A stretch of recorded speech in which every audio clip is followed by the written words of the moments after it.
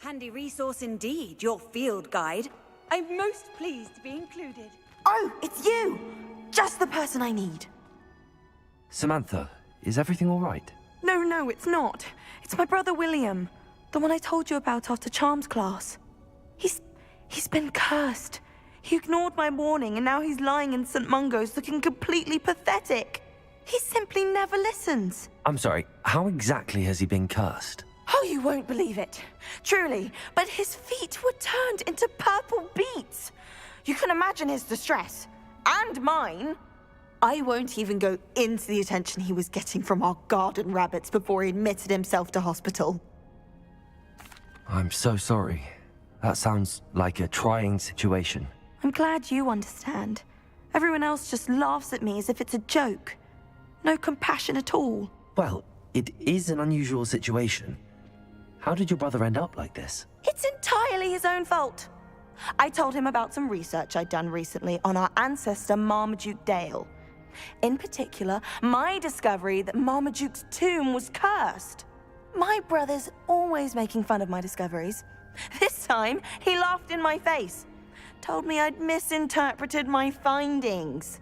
As if that were possible. And to prove his point, he went right up to the entrance of the tomb and poof! His feet transfigured into beets.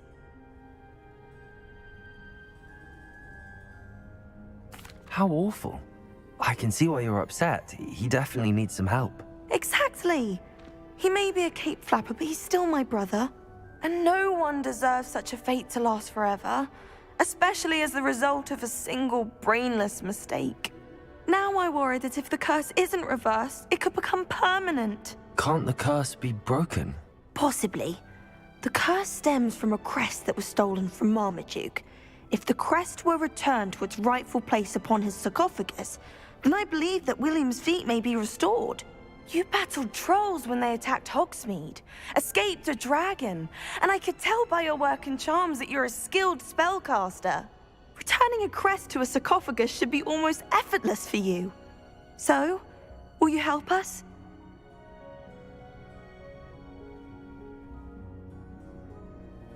I can take the crest to Marmaduke's sarcophagus for you. Oh, thank you! Thank you so much! You'll simply go into the tomb where Marmaduke was laid to rest and place the crest on top of his sarcophagus. According to my research, the tomb's been abandoned for centuries, so it should be a fairly simple task. You'll find it just east of the hamlet of Brockborough. Thank you for your help. My family is indebted to you. I need to find the tomb near Brockborough and place Samantha's family crest on a sarcophagus there.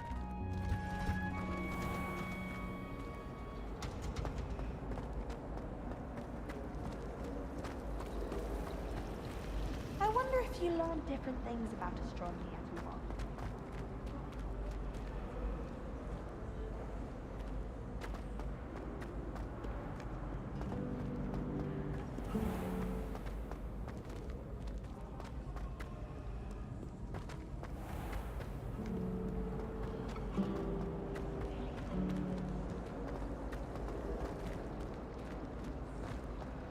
Have you ever wondered how owls know when?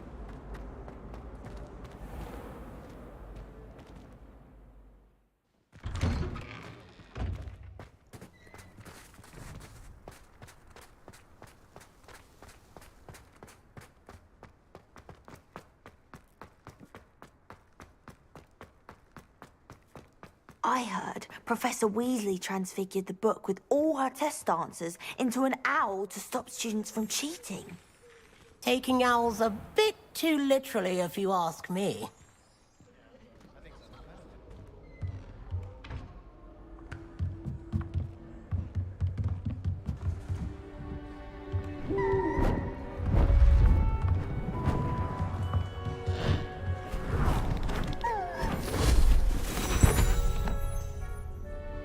Settle down, settle down.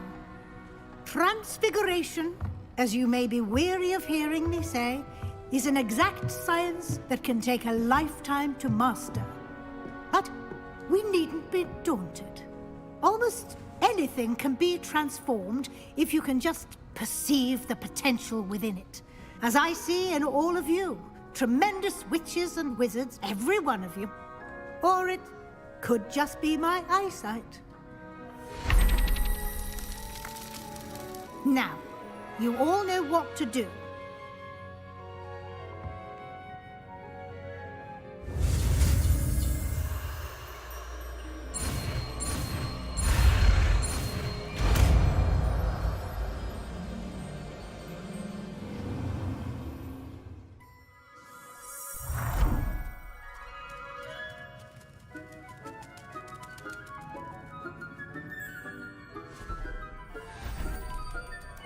Beautifully done.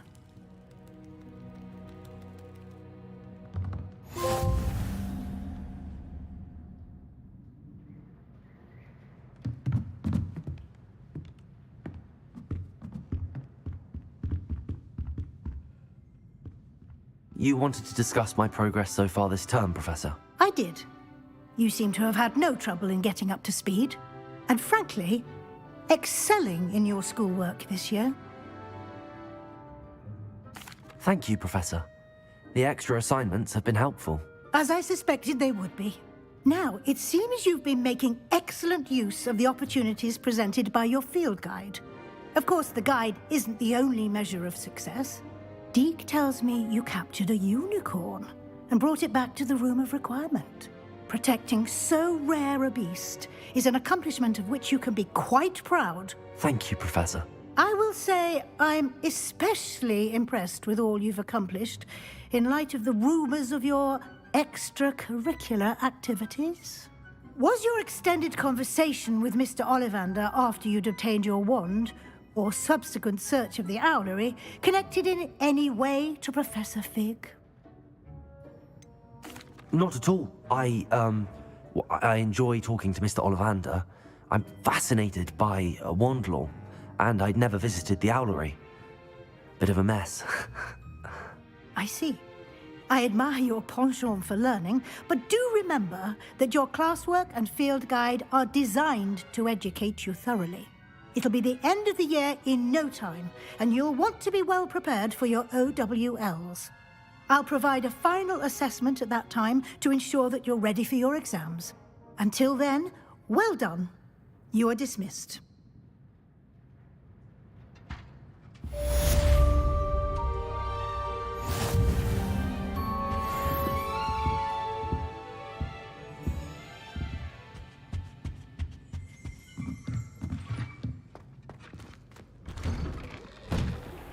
Since our visit to Feldcroft, something dawned on me about the triptych. Meet me at the Overlook, just north of the Forbidden Forest, and I'll explain. My plan with the helmet failed, but I have another idea. I think we may be able to find what we need at a goblin mine south of Hogwarts. Meet me there, and bring someone who speaks gobbledygook.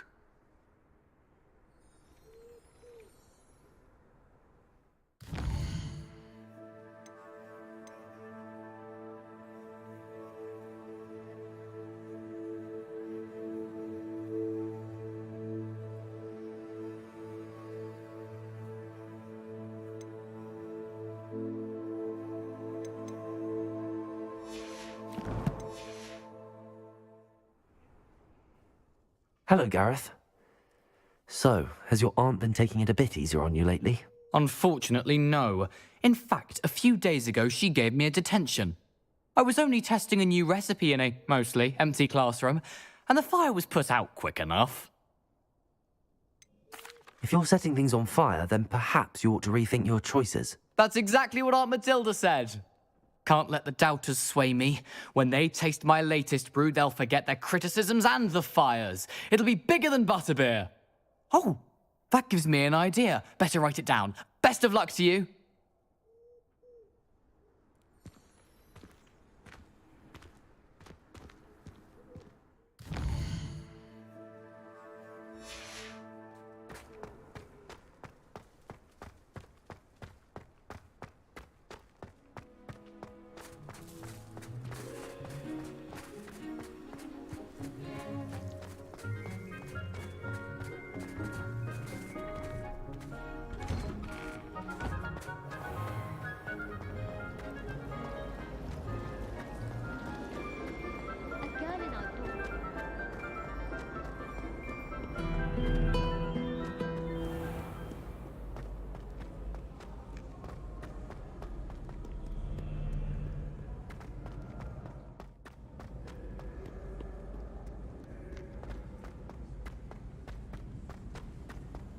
What are you up to now?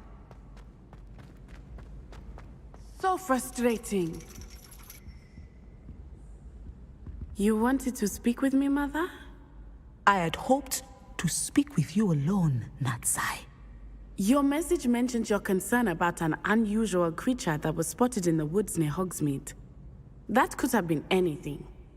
You know what it was, Natsai. I am allowed to leave the castle.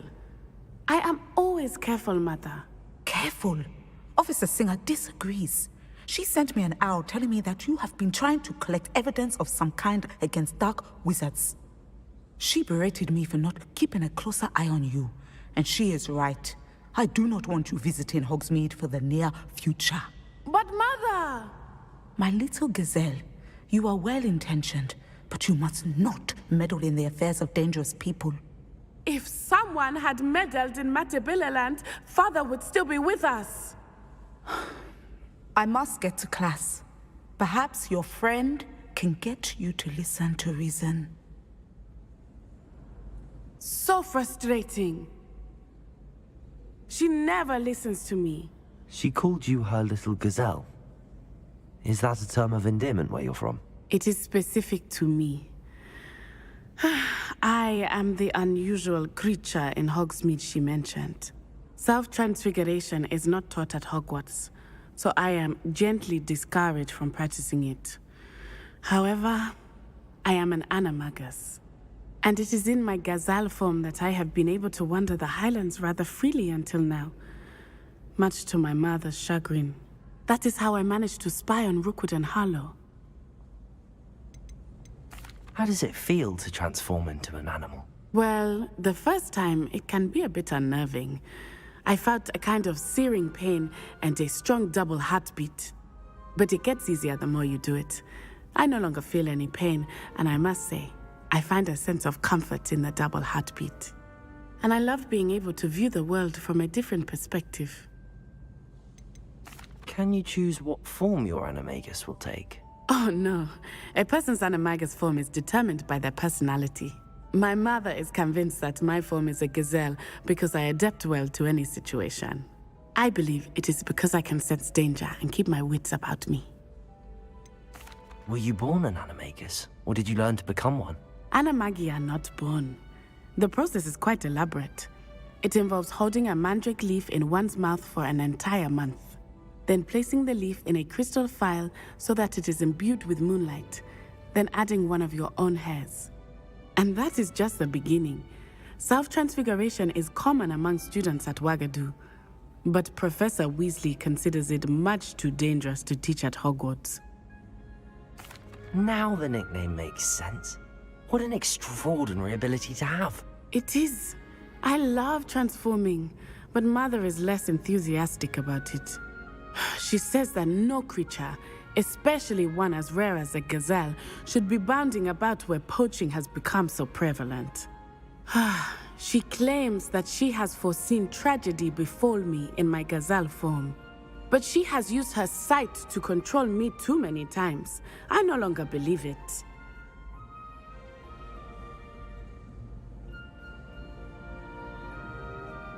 She's concerned for your safety.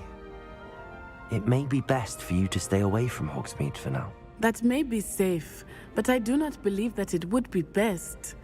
Do you? You could have fled the moment you discovered that Rookwood, Harlow, and Ranrock were after you, but you did not. I choose to act as you have. I must deal with Rookwood and Harlow, not hide from them. My mother cannot know where I am all the time. Thank you for being here during that rather awkward conversation.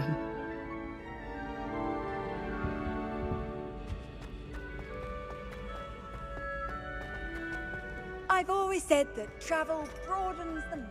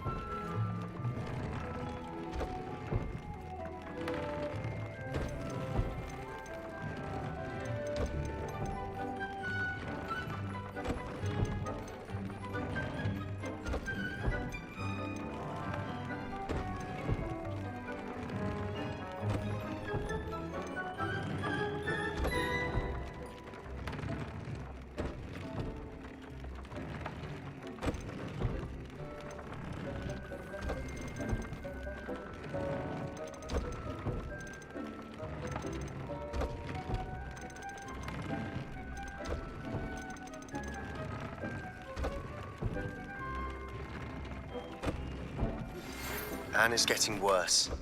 If there is any chance that the relic from Slytherin's spellbook can help her, I must find it. I'm requesting your help.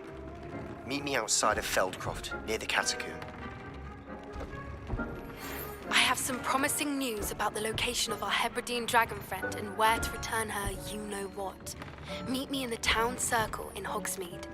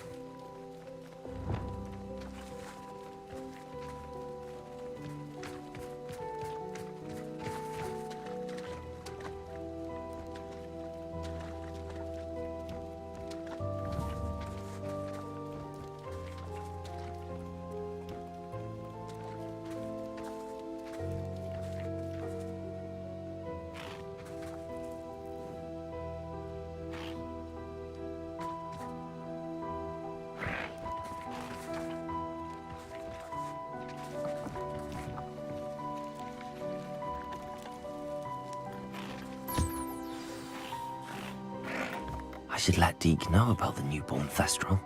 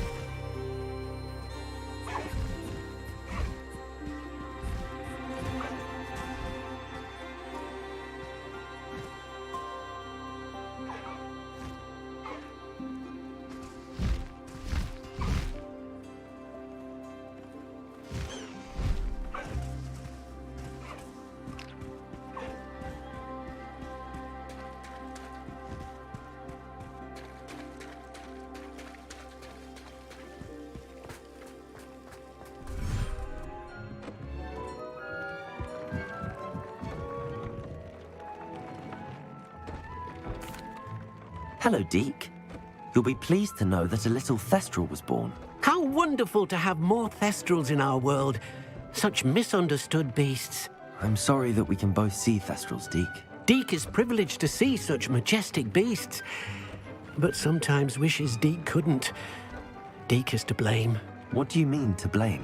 Years ago, Deke's master ordered Deke to help him capture a phoenix, the rarest of all beasts, that master had spotted high on a cliff. The phoenix was the most beautiful beast Deke had ever seen. Deke begged master to leave her be. When Deke hesitated to climb up the cliff as ordered, Deke had to punish himself. As Deke punished himself, master grew angrier and angrier, and in his frustration cast at the regal bird. Deke suspects the phoenix was protecting eggs when it swooped down in fear and fury. Before Deke could reach him, master fell from the cliff. Deke stayed on that cliffside for days, punishing himself, before Tobbs found him. It sounds to me as if your master got what he deserved. Deke never wanted anyone to get hurt. Not the phoenix, not Tobbs, and not even master. Deke often wonders what became of that phoenix. Deke feels fortunate to be at Hogwarts now, helping you rescue beasts. Perhaps Deke can make amends for what came before.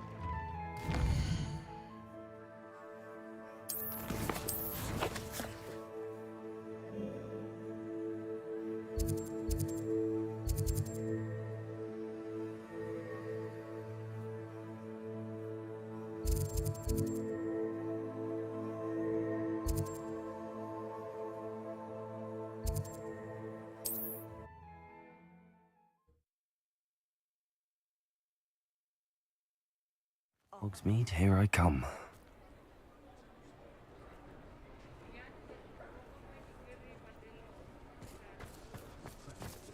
I'm just trying to practice. Pardon me? I'm sure I'll have it soon. Hello there. Was there something you needed? Hello.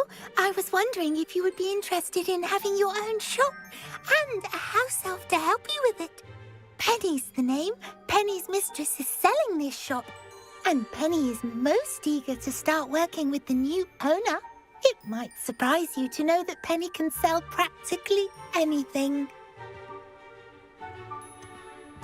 Even with your help, I'm not certain it would be worth it. Shopkeeping has never really appealed to me. Oh, but think of the galleons you could earn.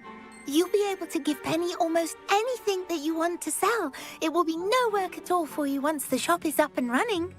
If you want the shop and Penny hopes that you do, you should talk to Penny's mistress as soon as you can. Her name is Cassandra Mason. Why is your mistress selling the shop? And you?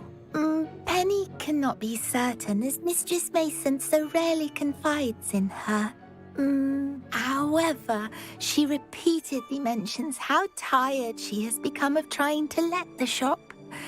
She has had rotten bad luck with the last few tenants.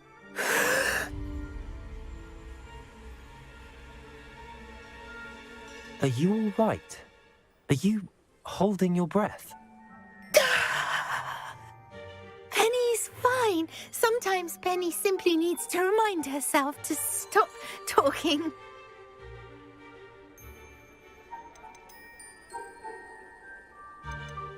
How is it you're so good at selling? Seems unusual for a house elf. Oh, before he died, Penny's previous owner, Master Mason, trusted her to do all sorts of things to help him with his shop. Penny supposes it is a bit unusual for a house elf to possess such skill, but Master Mason commanded it, and Penny was happy to oblige. Master Mason was a wonderful master. What kind of things would I be able to sell in the shop? All kinds. Anything from essence of Disney to mooncalf fur. If a buyer exists for something, then Penny can sell it and get the best price. Just ask Mistress Mason.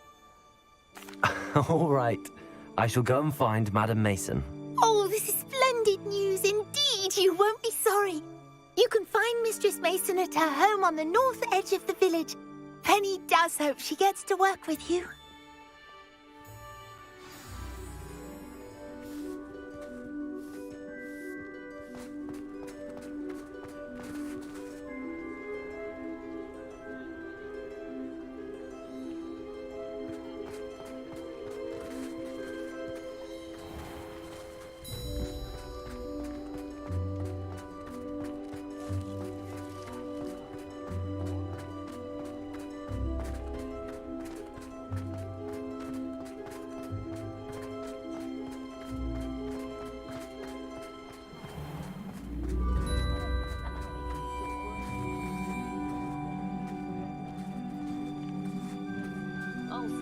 It's not like her to forget.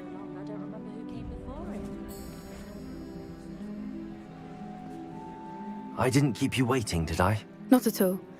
I was just at the post office. Gran told me to expect a package, but it looks as if she forgot to send it. She didn't send me an owl this week either. Perhaps she's busy with her research. What kind of research is she doing? It varies from week to week, but it's always to do with creatures. Last week she was studying leg knots in plimpies. What was she sending you? Only some feed she's been developing. I was going to give it to Professor Howen for the measles. What did you find out about the dragon you were tracking? I realised that she didn't know the poachers had her egg, so when she left Horntail Hall, she would have headed straight to her nest. I went back to the tent and tracked her flight. How do you track a dragon long after she's gone? Tree canopies, burn marks, things like that. Well done. You certainly know what you're doing. I can't be certain, but I have an idea of one place she may have been heading. I thought we might go and see it for ourselves. Of course. Shall we leave now? If that's all right. I want to see how she's faring if she had a collar on, and she's likely frantic about her egg.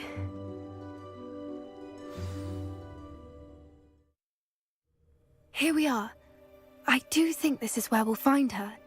The terrain's typical of where the breed would nest. I suspect it's how the poachers found her to begin with. They likely camped here and logged her patterns. Perhaps nabbed her first and then her egg. Dragons are hard enough to wrangle, let alone maternal ones. You got all of that from simply standing here? You'd be surprised how easy it is to think like a poacher. Shall we see if she's home? We only need to return her egg. You're making this sound simple, but this is a dragon after all. Hebrideans can be aggressive, but they're also clever. She caught on quickly enough when you showed her how to escape the tent. She'll understand why we're here once she sees her egg. Then we can be finished with the poachers once and for all.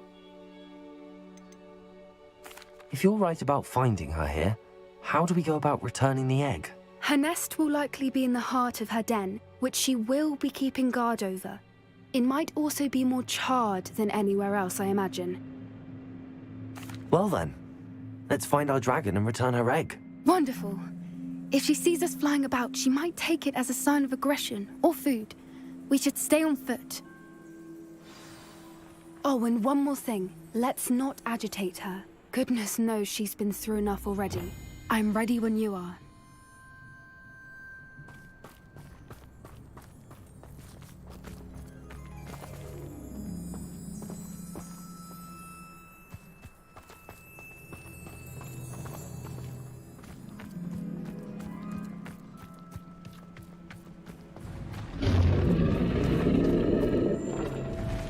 There she is, above us. She did make it home safely.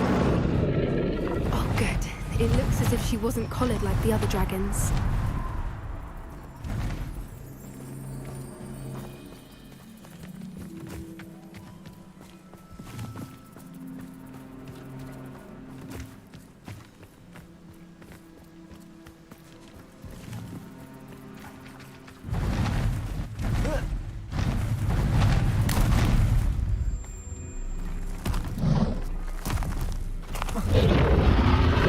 Poor thing must be worried sick, wondering what happened to her egg.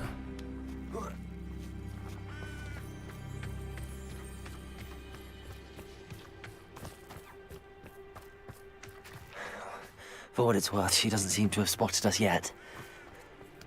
Let's hope it stays that way. At least until we've done what we came to do.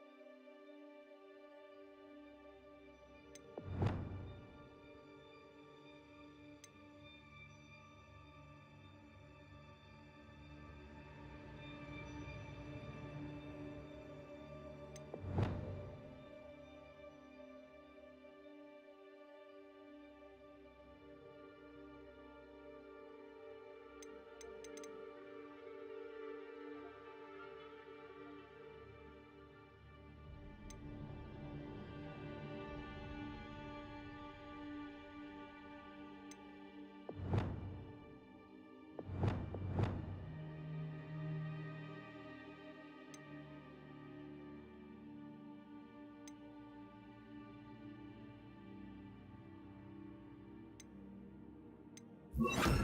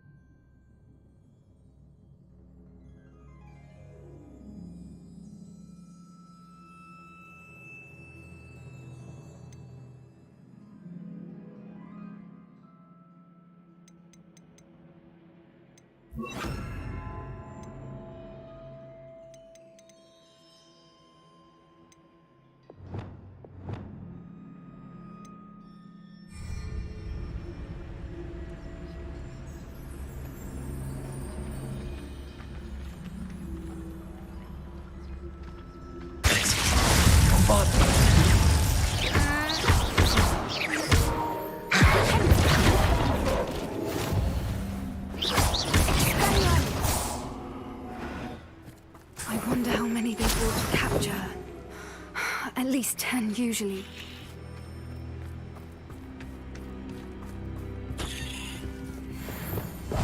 Yes. A more hushed approach is likely wise. There she is again. She's breathtaking. From a distance.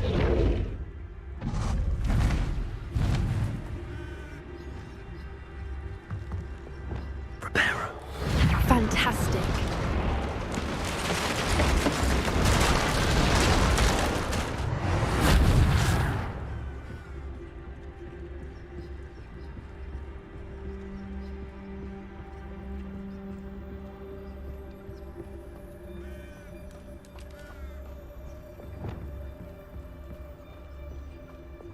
I wonder how good her eyesight is. I beg your pardon? I don't imagine the poachers fed her well. And from a distance, we probably look exactly like sheep to her. Hebrideans love sheep. How lucky for us.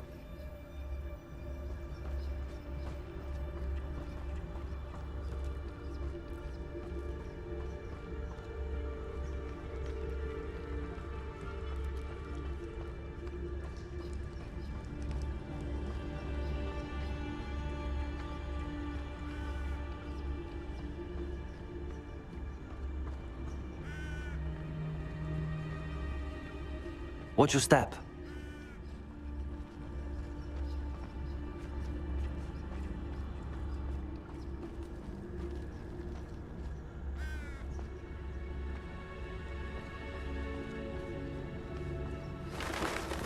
Pity. She must have been starved to pick off a grapehorn. Or just raring for a fight.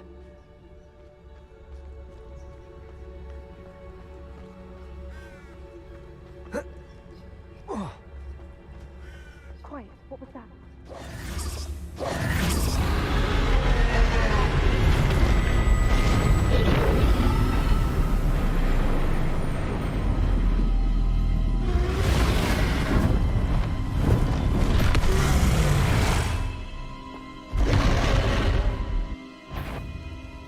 Well, there's no coming back now.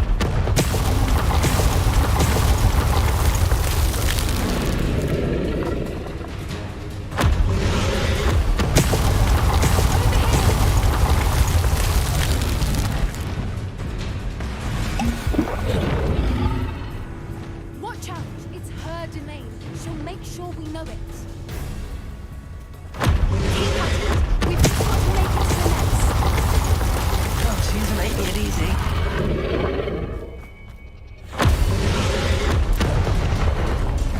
Not a warm welcome. It's a little too warm, if you ask me.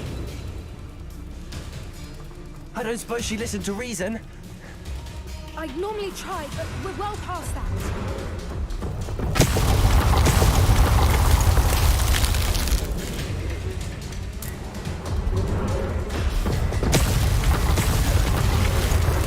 If we can get to that entrance, we can get to the nest. She's leaving! Quickly! Brilliant. There's the nest. We're almost there.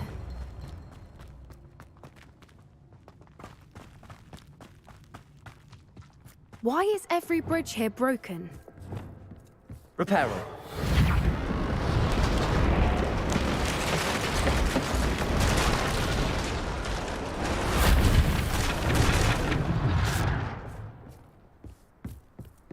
Now, if we just return her egg, we can hopefully make it out without too much fuss.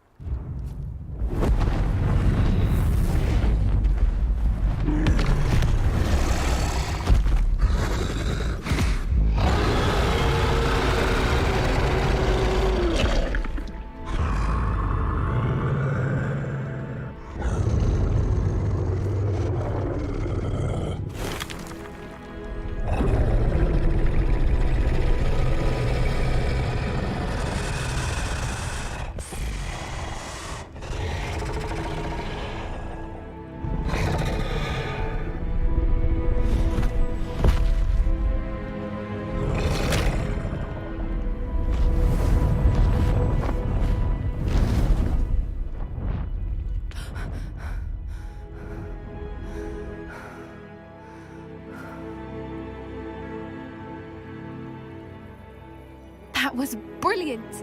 And did you see how clever? She left us perfectly unharmed. Creatures are a lot cleverer than most people realize. That's what Gran always says. The important thing is that we survived it, and we returned her egg. Thank you for doing this with me. Wouldn't blame you one bit if you wanted to head back to the castle and never think about dragons again. Shall we head back? I'm ready if you are. I am. After our dragon rescue at Horndale Hall, I half expect to be ambushed by poachers any time I'm not in the castle. Understandable. We did sabotage their fighting ring and steal a dragon egg from them. True. So why haven't they come after us? It's not like them to let things lie.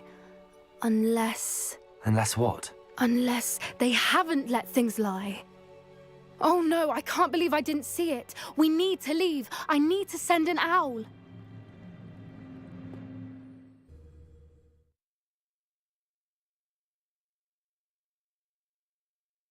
How could I have been so blind?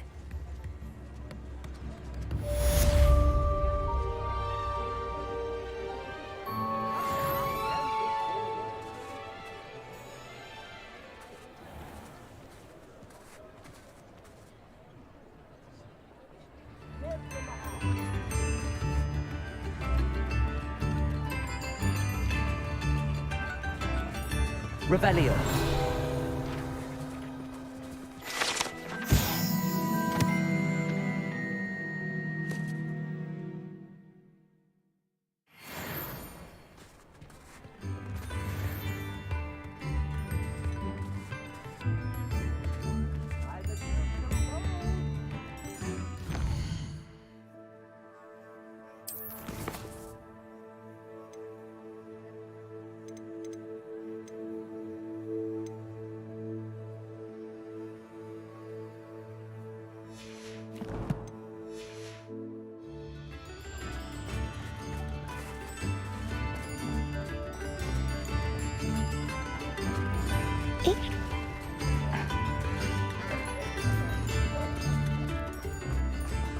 Sometimes it seems all roads lead to Hogsmeade.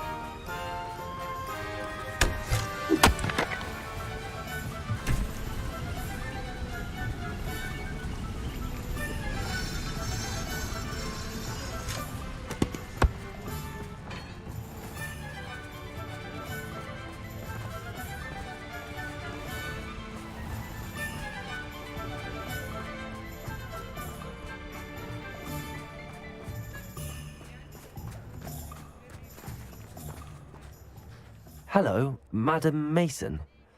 I understand you have a shop to sell. Why, yes. Yes, I do. Are you interested? Perhaps. It depends upon your terms. I think you will find my terms quite generous. But, and do please forgive me for asking, don't you think you might be a tad young to own a shop?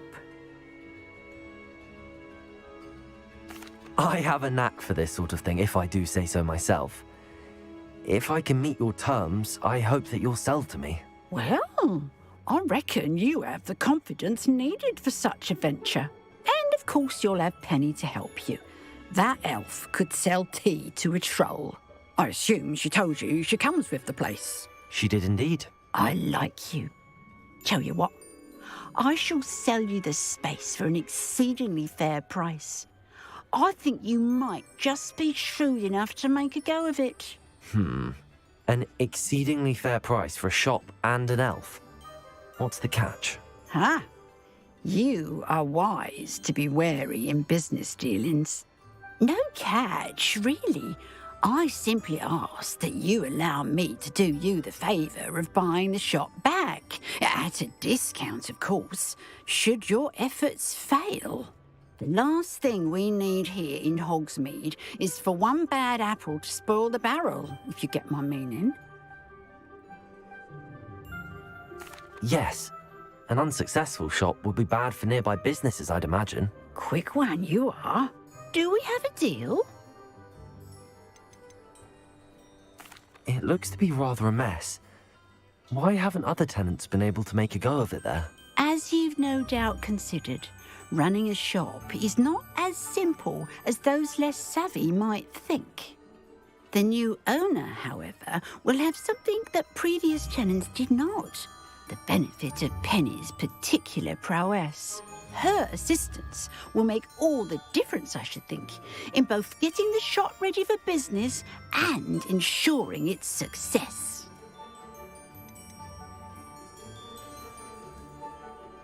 The shop seems to be in an ideal location. Why has no one purchased it yet? It is indeed. But I've just decided to sell.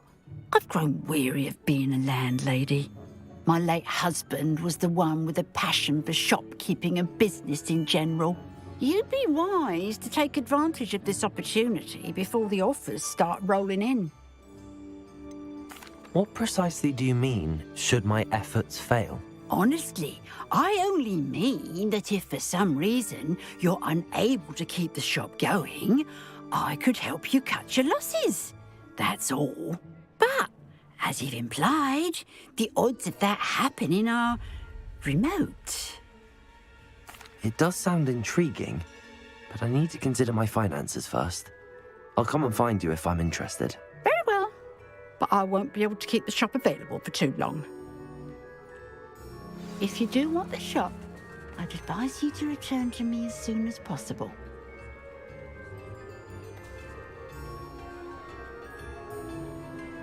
Aloha, Mora.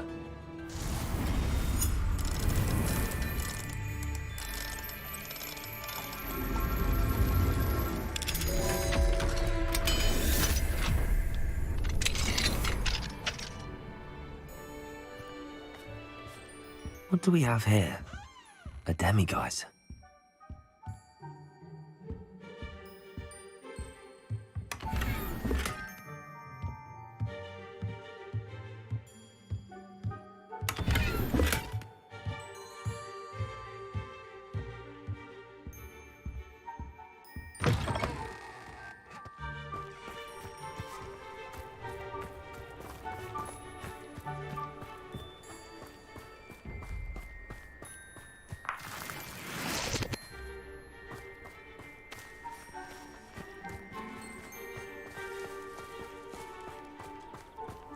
Revelio.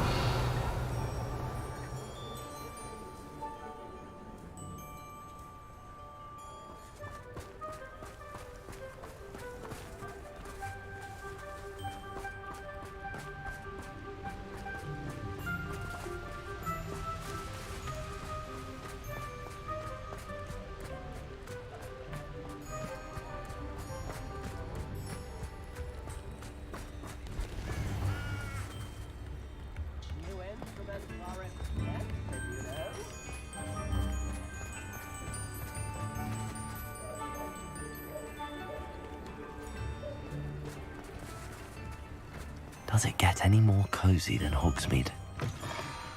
Come in. Sorry if there's a smell. New batch of toad hide. Now, what sorts of beast byproducts might you be looking to acquire?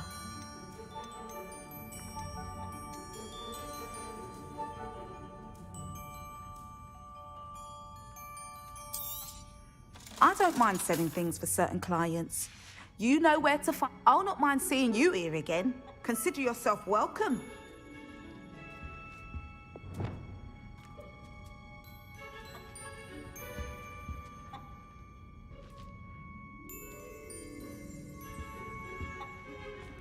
Revelio.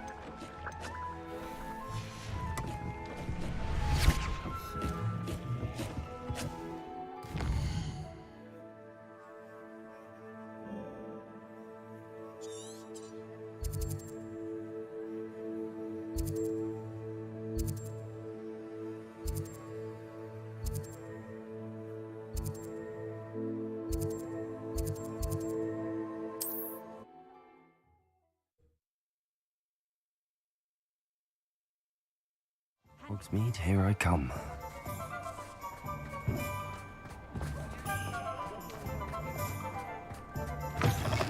You're back! Nice to see you again.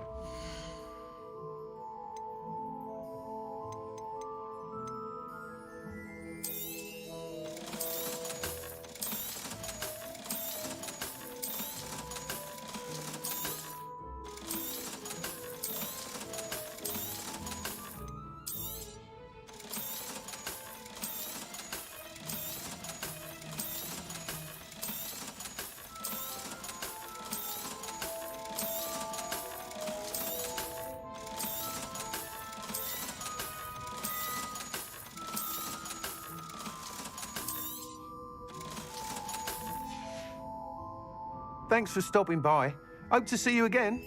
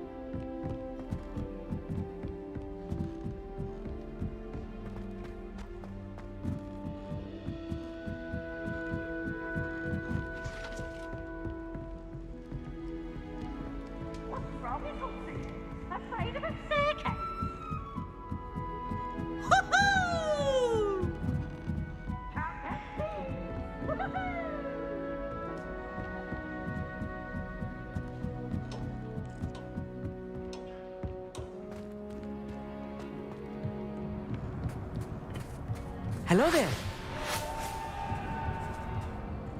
Hello, Armid. Do I recall you saying that you speak gobbledygook? I did. I do. Speak it. Is this to do with the goblin I saw you with in Hogsmeade? It is. His name is Lodgok. We could use your help with something. He's waiting for me near a goblin mine. Would you be willing to help? Of course! How exciting! Well, might this be dangerous? I think he simply wants to show me something that involves gobbledygook. If it helps, he's a friend of Sirona's. Good to hear. Good to hear. If Sirona trusts him, then I feel much better. Have you ever spoken directly to a goblin? Unbelievably, no. I'm so looking forward to it.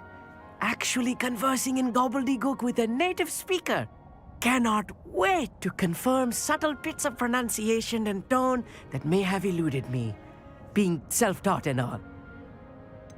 You said you know gobbledygook, but how well? I've been reading it for as long as I've been reading English. My parents have an extensive library. Once I grew bored with the classics, I devoured goblin writings. I'd tell you some titles, but you wouldn't understand them. Lodgok is waiting. Shall we go? Of course. I just want to check the pronunciation of a couple of key terms first. So I will meet you there.